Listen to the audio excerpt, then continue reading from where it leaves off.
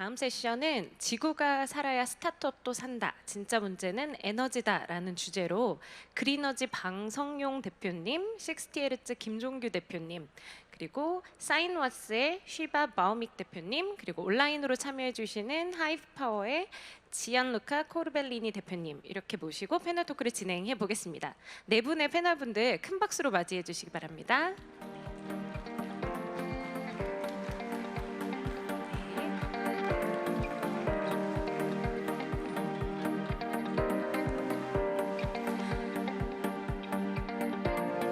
네, 감사합니다. 지금 네 분들 다 계신데요. 이제부터 패널 토크 진행해 보도록 하겠습니다. 예, 안녕하십니까. 그리너지의 방성용입니다. Thank you for having me here. We have a number of CEOs from startups from various locations of the world. We have Gianluca joining us someplace in Europe, my understanding. Is that correct? Yes, I'm actually in Italy. Very nice to meet you all. Even my company is based in Switzerland, so very happy to join the conversation today. So welcome everybody.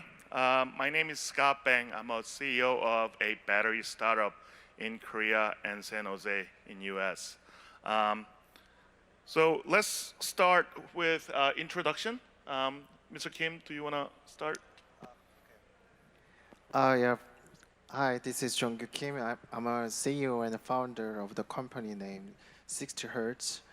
We are developing softwares for managing distributed energy resources such as renewables, energy storage systems, and fuel cells, and so on. We are just 2 years old company, maybe youngest one in this session. So we are now focusing on more local markets. Some notable projects are, for example, we are working on a transformation project that is making eco-friendly energy station from old gas station. We have to manage PVs and EV chargers and fuel cell and energy storage system for this project. And we are also working with Korea Power Exchange, which is the governmental body in charge of grid stability. And we are working on developing more accurate renewable energy forecasting system. So, and last year we have developed a renewable energy map, the Korean renewable energy map, and you can see more than 80,000 renewable projects in South Korea using this service. And we received a presidential award from this project in public data use cases. Thank you. How can I invest in your company? Looks like your company is very promising. Yeah, we can have conversation later. Shiba, can you introduce yourself? Yeah, thank you. Thank you very much for having me. Thank you for joining us and bringing me here, Scott. My name is Shiba Bhowmik. I am coming from California on the west coast of the United States. I am the CEO of a company called SINEWATTS. It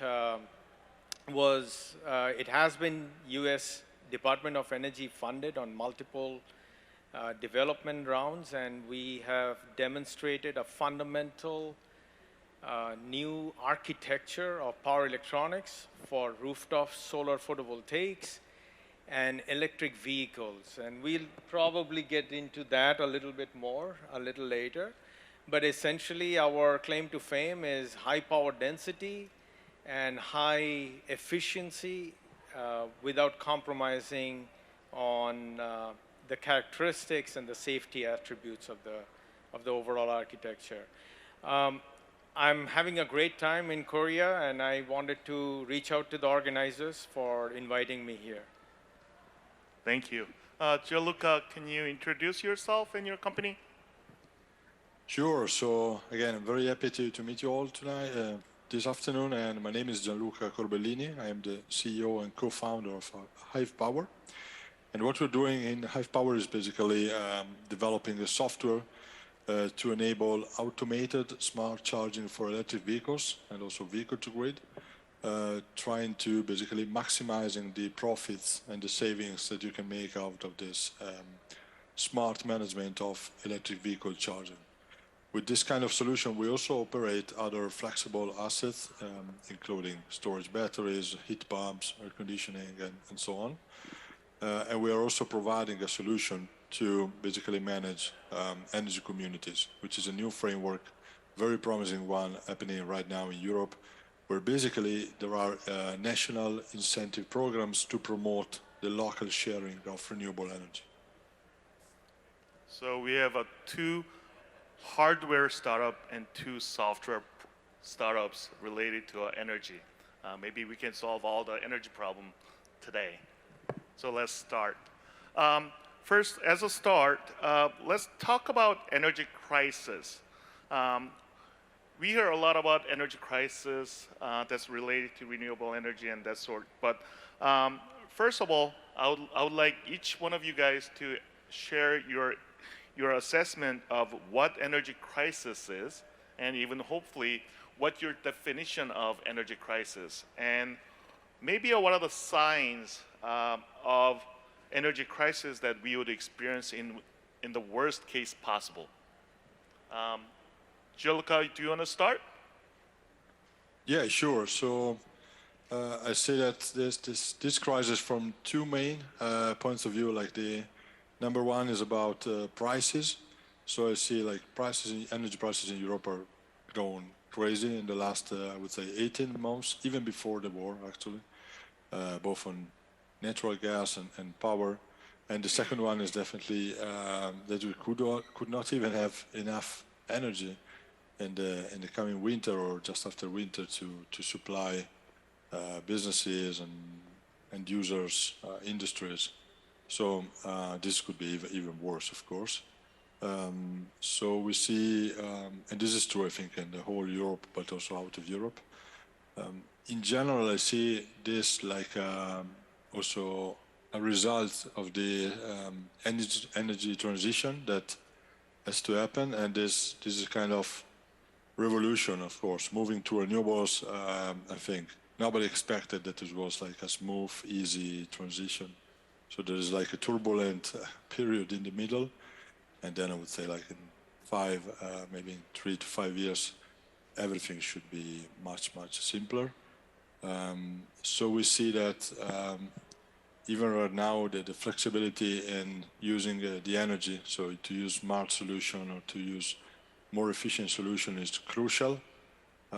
It's very important, and energy is very complicated business because it's a big ecosystem of different kind of companies. So you need to include innovation in the hardware manufacturer, innovation and software, of course, a lot in the smart management, in the grids, in all the infrastructure as to become stronger, bigger. It's really the combination of several innovations together.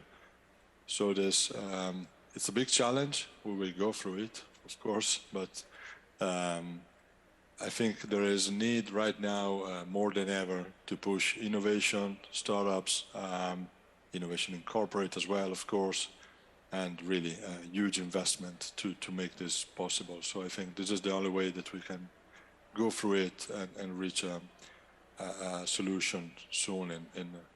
I would say in a matter of few years. It will not be solved, of course, at the end of the year this time.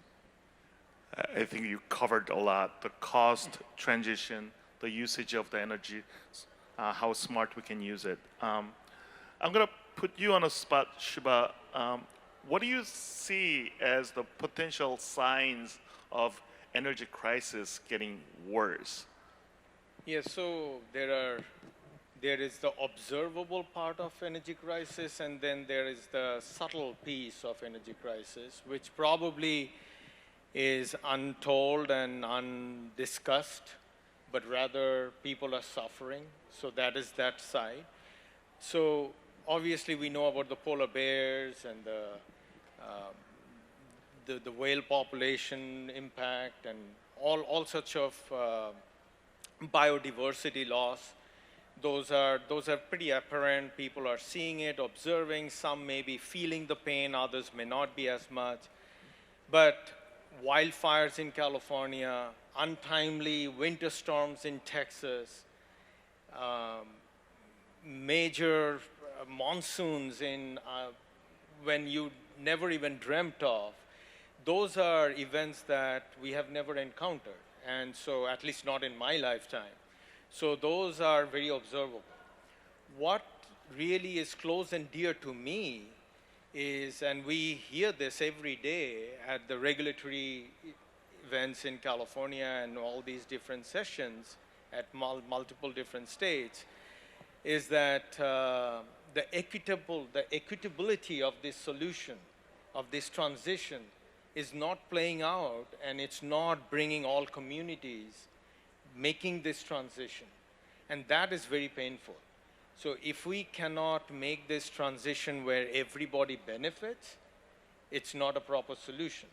And then number two is what we are also finding out is that the security aspect of it. We have concentrated a significant amount of all these minerals and resources in some countries, whereas every country, to gain energy independence, you have to have ownership of that mineral, right? So those are some not so viewed or observed issues, but probably getting more prominence nowadays. I think you might just start a war here.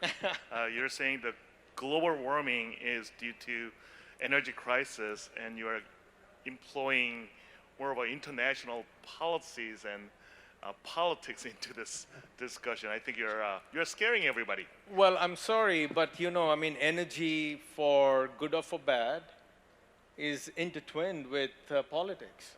It has been for the entire time that I have been alive, and so all of these wars are because of energy independence and getting the resource. So I'll let.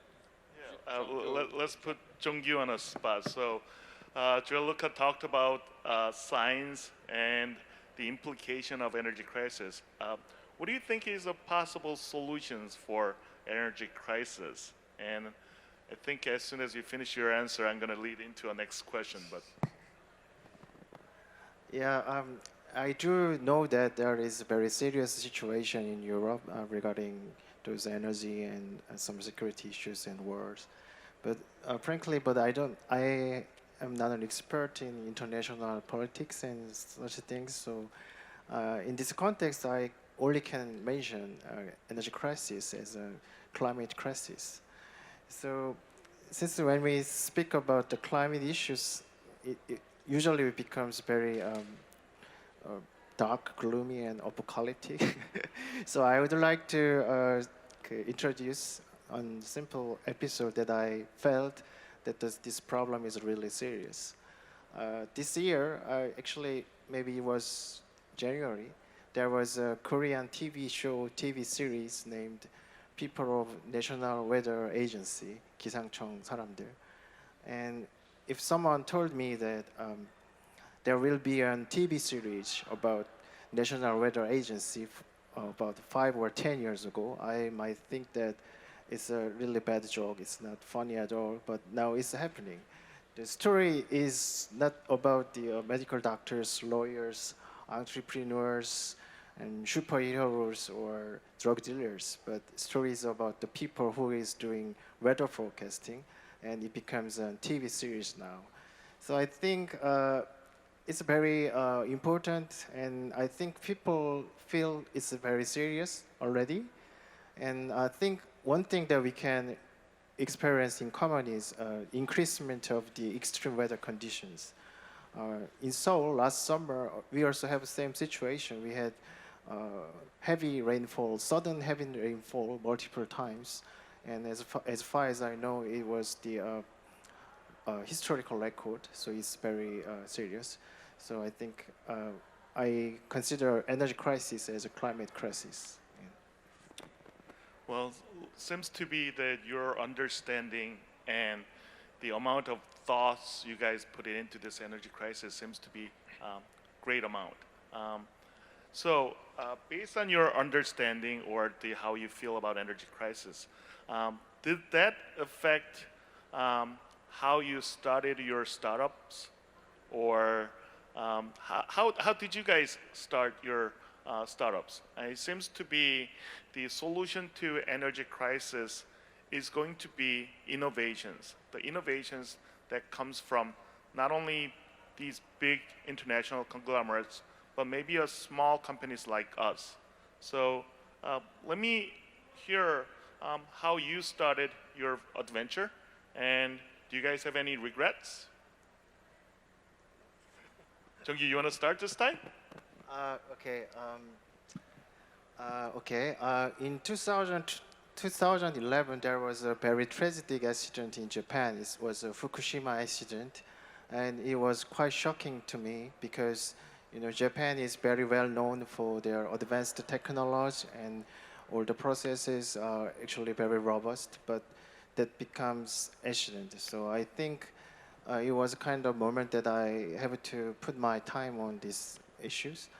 And at the moment, so I thought that we have to find some services, we have to make some services that can promote, accelerate renewables more rapidly. So I joined the team and I've become a founding member and CTO of another startup. And we developed an online service that everybody can assess the solar potential of their rooftops. So everybody can access this web service and determine how much electricity can I get if I install solar panels on my rooftop. It was my first adventure, and after several years, I thought that maybe I can find some more rooms that I can contribute.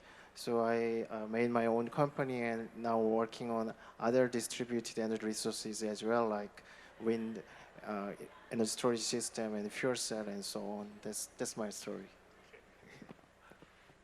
Shiba, do you want to Yeah. tell us your story? Yeah, definitely I like your story about the rooftop solar. I mean, that's close and dear to my.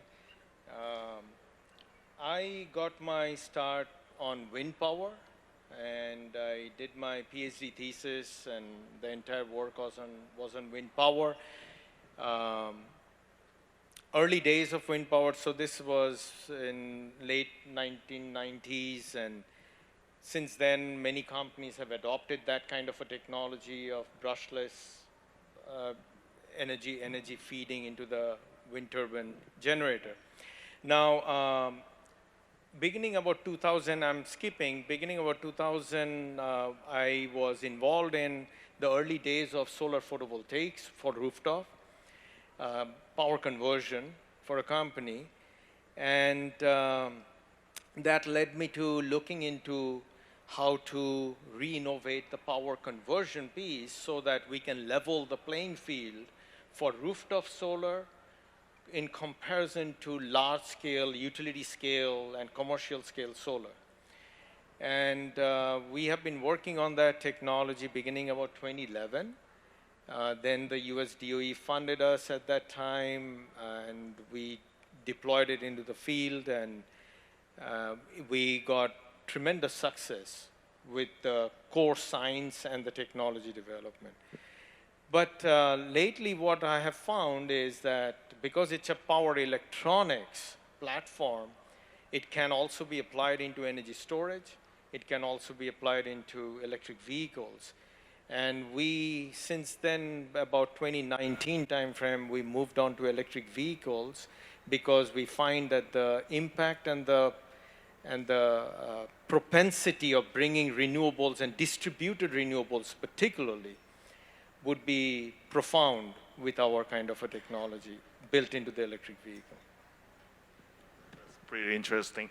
Gianluca, you want to tell us about how Hive Power started?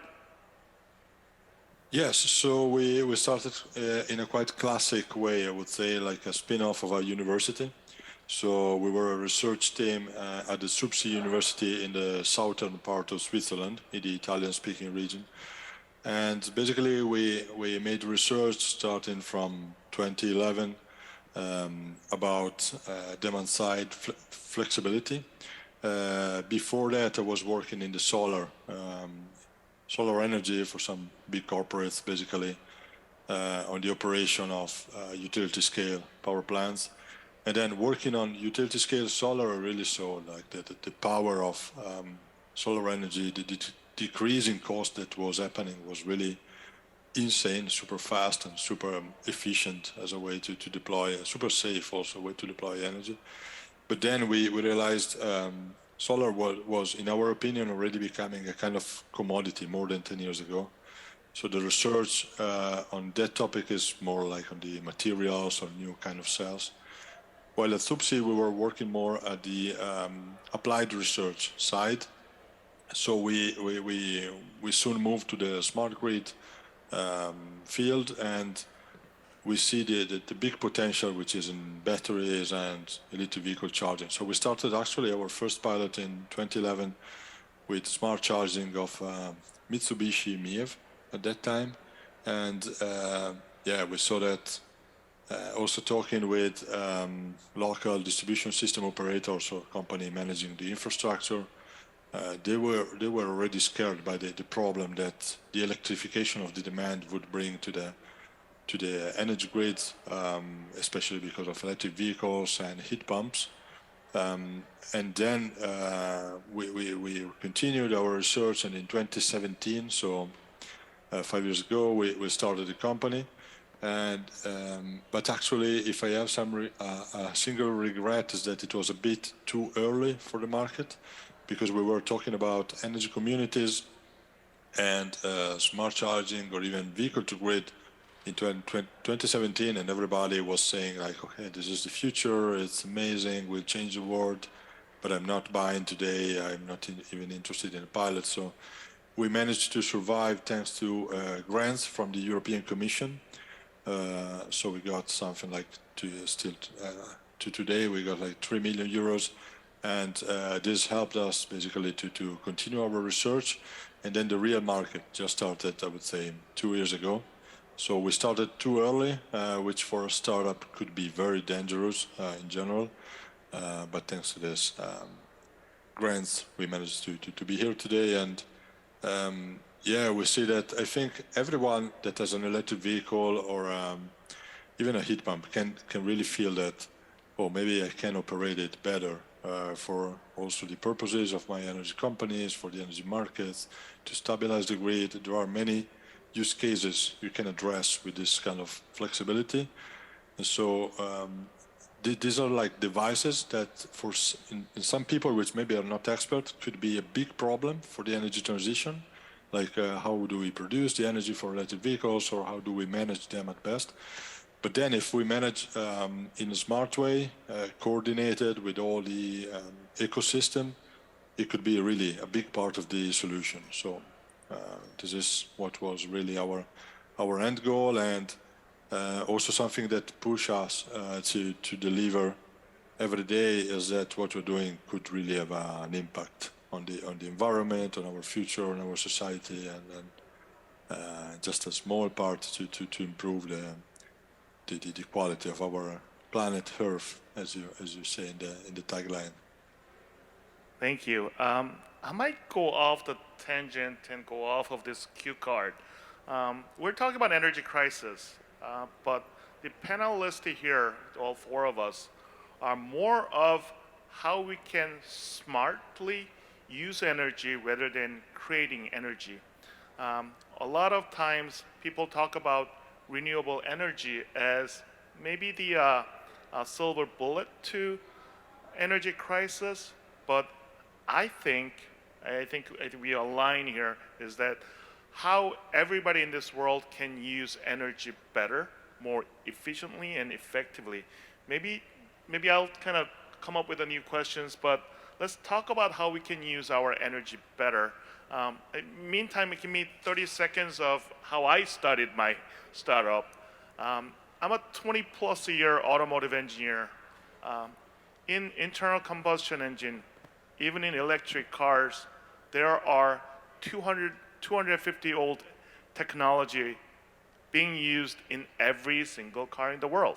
That's a lead acid battery. So you open up the hood, there's a large set of about 30 kilogram battery that's being used. That's 250 years old. We have not been able to come up with a technology that will replace lead acid battery.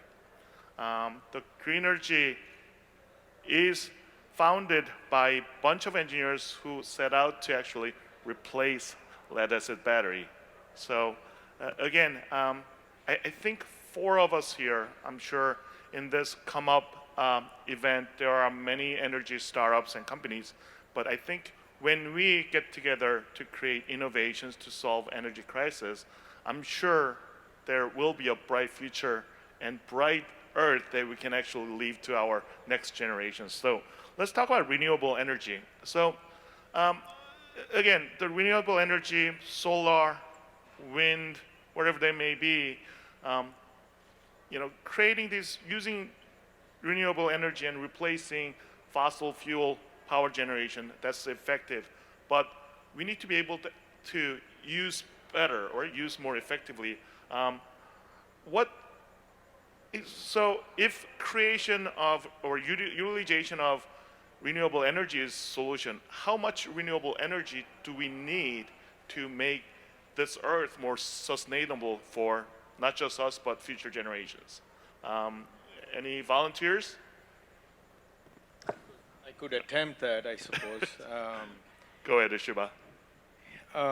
So I think the world presently, I was just looking into some of the numbers a few days ago, and don't ask me why I was looking into data, but Because you're an engineer. yeah, because I'm a nerd.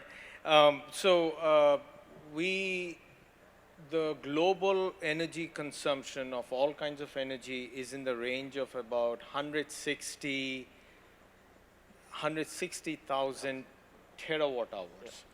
So that would be 160 petawatt hours, right? So, and out of that, about 21 to 22 something-ish is in electricity, petawatt hours. Within that also, by no means, don't assume that all of that electricity is renewables. We are far away from that.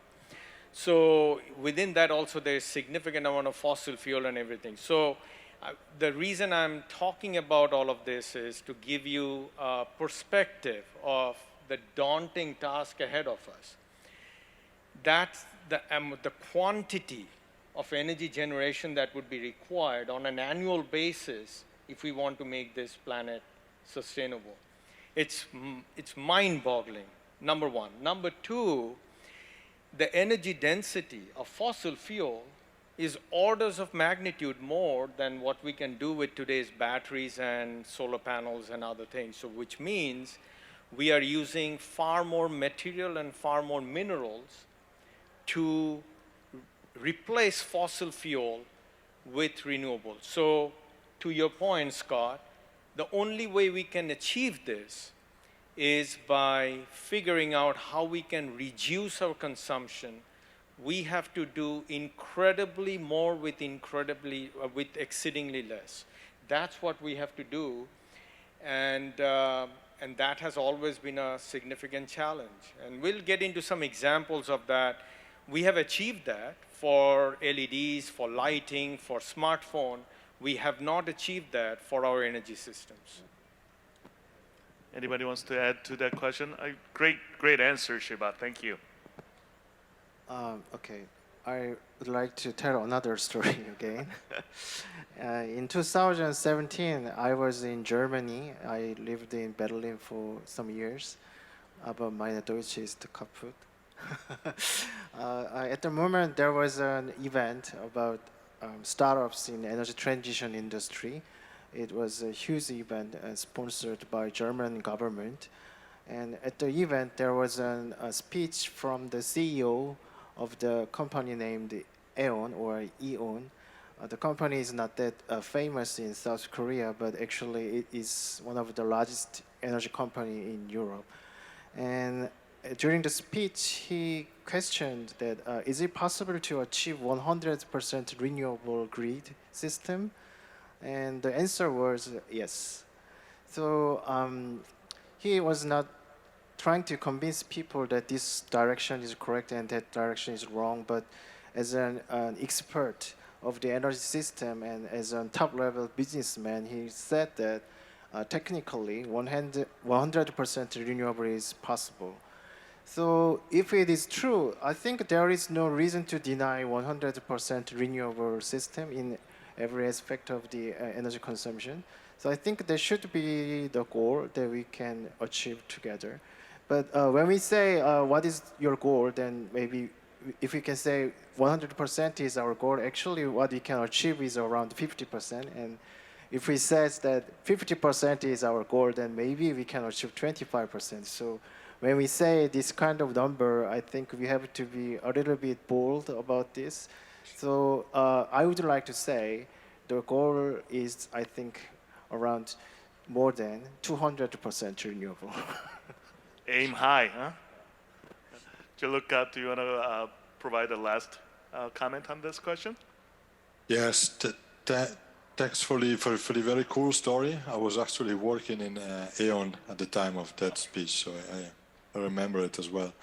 I think that yeah, we have to definitely go renewables. Personally, I'm not a big fan of nuclear, which could be like the only other option if we want to do something with low carbon emission. But maybe we don't even have to reach 100% because the main issue is that from many simulations, like the last, I don't know, 1%, 2% that you need will cost you a lot because it's not used most of the time. I think I can speak more maybe about Europe. In Europe, we see like in Southern Europe, we have a lot of sun compared to the north, maybe not compared to the rest of the world. But the main issue is how to produce energy during winter, because the southern, especially countries like Italy or the Mediterranean, is not very windy, actually, like the north. But then I think another very important part of the ecosystem is also about grids. So how we can transfer efficiently a lot of power in different regions of the world. I would say maybe from the south of Europe to the north during summer, and the other way around in winter when you typically have more wind, so to provide power to the southern countries. So there is this kind of concept to have like very big HVDC lines, something that I think is already happening pretty well in China, for example. They are discussing many projects. The main challenge is that to do this project it's really big in terms of financing or permitting, and so it could take a lot of time. I think there could be like part of gas-powered power plants to cover the last, let's say, 1% or 2% of the energy needed. This could be an option. Just to go fully 100% renewables with solar and wind. To keep the energy procurement safe could be very expensive, so maybe it's not really the solution. But I mean, at the end goal is not to go full 100%. I think to reduce dramatically the carbon emission, to have a sustainable way to produce energy, both environmentally but also financially. And I see that the evolution of renewable technology is very promising, both on the solar and wind. I think the cost of reduction is still ongoing. I'm here in Italy today because there is a very big, the biggest Italian event about energy, and I saw that I was not following the new solar panels, but they're becoming bigger, more efficient. I mean, the evolution is continuing. It will just happen.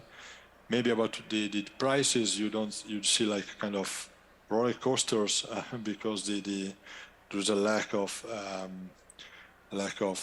capacity in the production, so this keep the prices a bit higher. But I think in a very few years, especially solar will be super cheap everywhere in the world, and there will be no more any question about if we need to install it or not. It will be super convenient.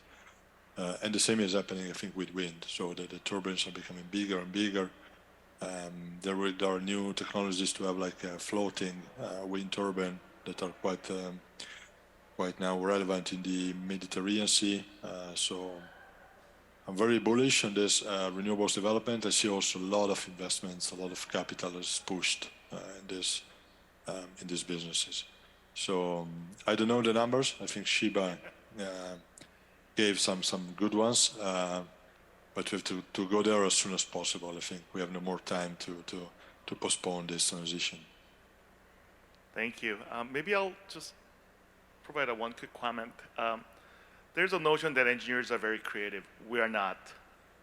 we're bound by a number of engineering rules and laws, and one of them is the energy cannot be created nor destroyed, meaning it can only transfer its shape. I think three of you guys, including myself, I think we touched a very key point. Focusing on energy creation, renewably or traditionally, I think it needs to improve. But in order to make this Earth more sustainable and better for our future generations, is that we need to change how we use our energy, how we store it, how we transfer it. The loss during transfer of energy, I think that is going to be the key itself. So we don't have very few minutes left. Maybe I'll I'll take a couple questions from the audience. Anybody? Going once, going twice? All right, then thank you for spending time with us today. I think we talked about very important stuff, and for our panel speakers, thank you for joining us, and grateful for your insights. Thank you.